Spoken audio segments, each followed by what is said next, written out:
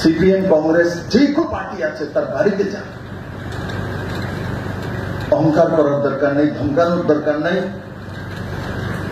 জাত পাত পন্থ পার্টি নির্বিশেষে মাননীয় প্রধানমন্ত্রী বলে দিয়েছে যে প্রত্যেকটা ঘরে আমার বিজেপির কার্যকর্তায় দিয়ে যাতে আমার প্রণাম জানা যায়, আমি ওনাকে প্রণাম জানিয়েছি বলেছেন। তো যারা দিল্লিতে গিয়েছে জানেন মাননীয় প্রধানমন্ত্রী বলেছে যে গিয়ে আমার প্রণাম সমস্ত পরিবারকে দেবেন, শুধু বিজেপি নয়, যে কোনো পার্টির, যে কোনো পন্থের, যে কোনো দলের। তার সঙ্গে প্লাস করে আমি একটা কথা বলতে চাই,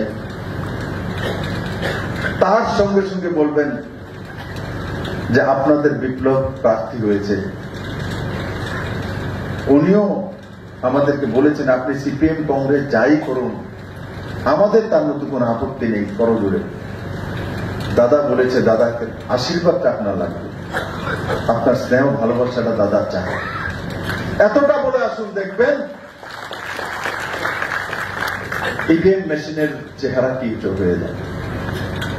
বেশি কিছু বলার দরকার নেই।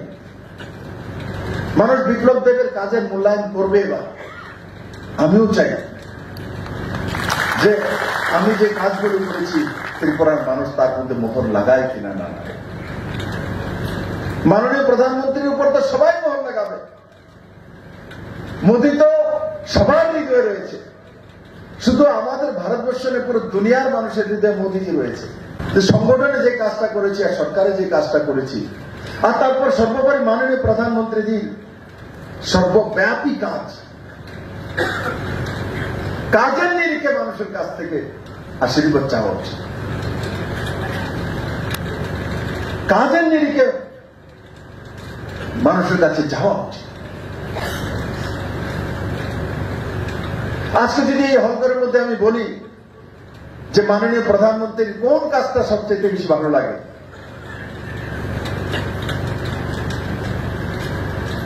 একটা দুটা করে কেউ বলতে পারবে মাননীয় প্রধানমন্ত্রীর সবচেয়ে ভালো কাজ কোনটা লাগে? হ্যাঁ, স্বচ্ছ ভারত। আর হ্যাঁ, মন কি বাত।